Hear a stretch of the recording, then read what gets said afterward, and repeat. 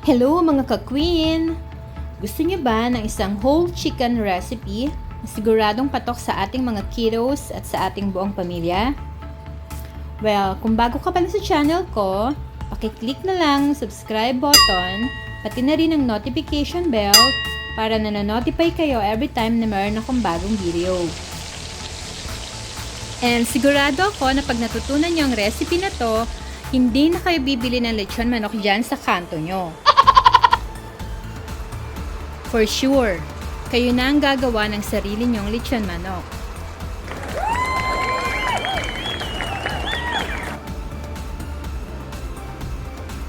So, ano pang inaantay natin? Let's start!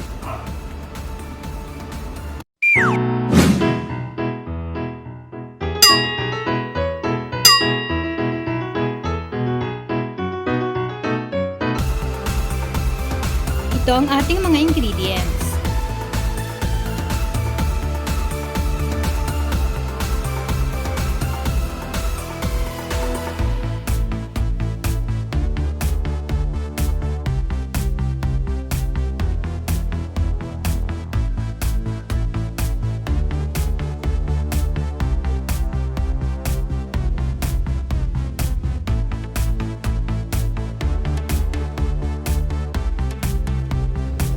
First, ikat natin ang ating chicken sa gitna.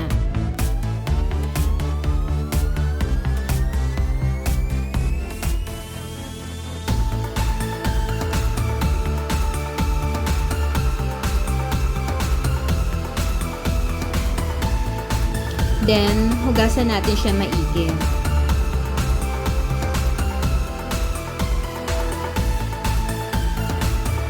Once nalinis na natin ang ating chicken, i-rub na natin ang ating salt,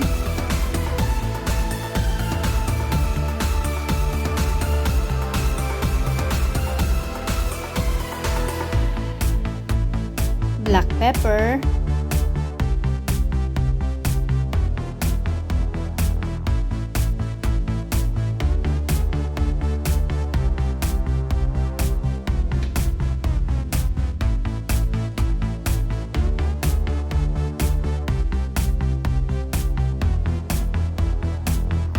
ang ating rosemary chicken powder.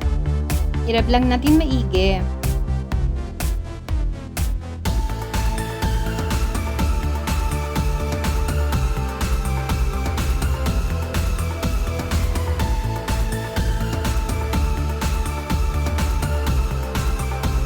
Then, i-repeat lang natin yung process sa kabilang side ng ating chicken.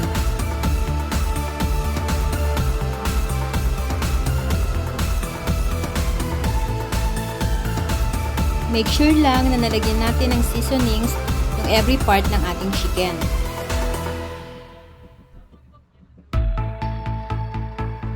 Then, let's prepare our pan at ilagay natin yung ating 2 tablespoon na cooking oil.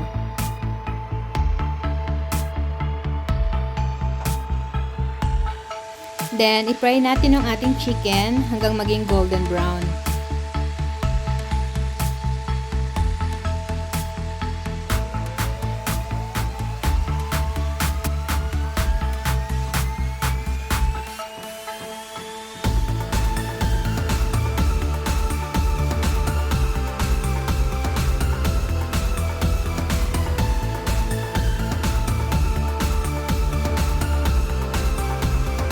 Then, after a few minutes, baliktarin na natin ang ating chicken para yung kabilang side naman yung ma-fry.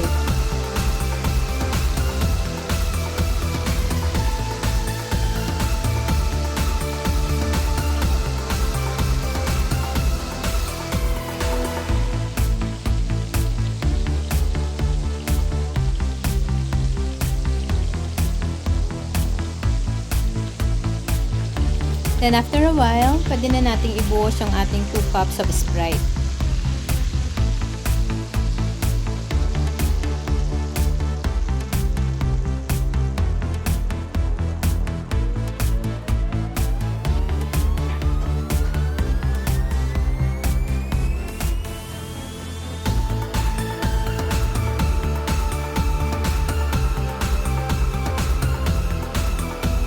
Takpan lang natin and let it simmer for 3 to 5 minutes.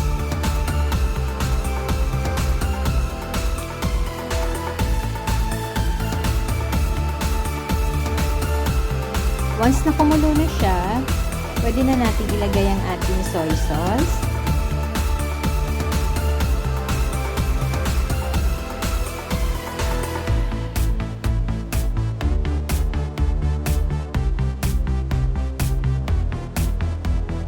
Oyster sauce.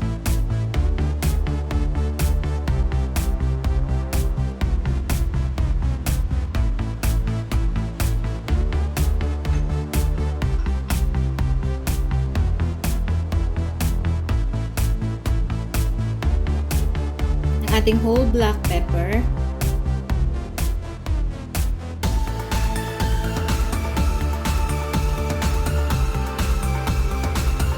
garlic,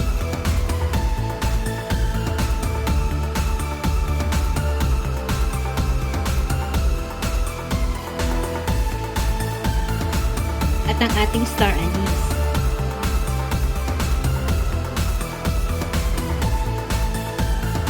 Haluin lang natin at buhusan natin yung ibabaw ng ating chicken.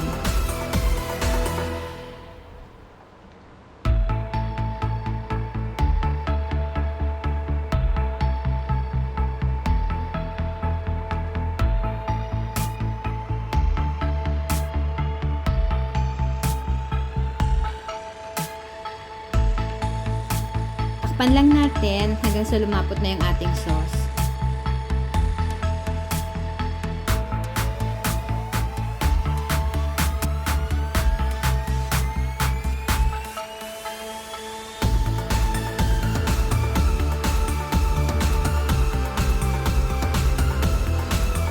Once malapot na yung sauce, buhos-buhosan natin yung ibabaw ng ating chicken para mas lalo niyang ma-absorb yung flavor.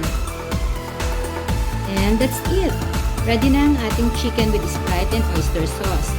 Mag-set aside lang kayo ng konting marinade niya, yung konting sauce para pang-toppings natin mamaya. Kung gusto niyo naman na mas malapot pa yung sauce at mas patuyuin pa, go! Kung saan ka masaya, diba? In my case kasi, yung mga kids ko, mahilig kasi sila sa sauce. Masos sila. Gusto nila yung nilalagay sa rice. So for me, enough na to. Kaya kung gusto nyo mas malapot pa yung sauce, okay lang din.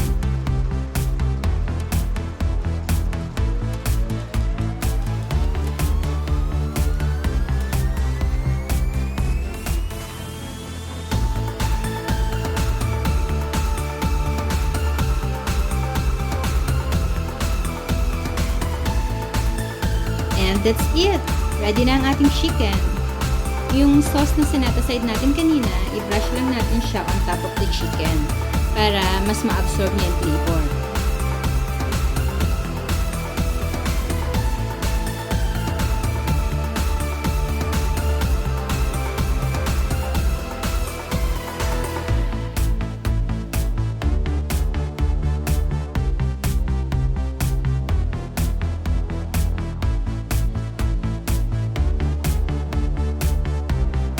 I-ready na din ang mainit na kanin.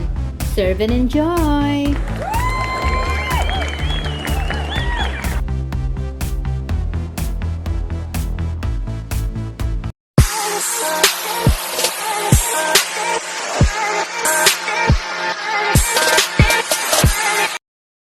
Thank you for watching, guys!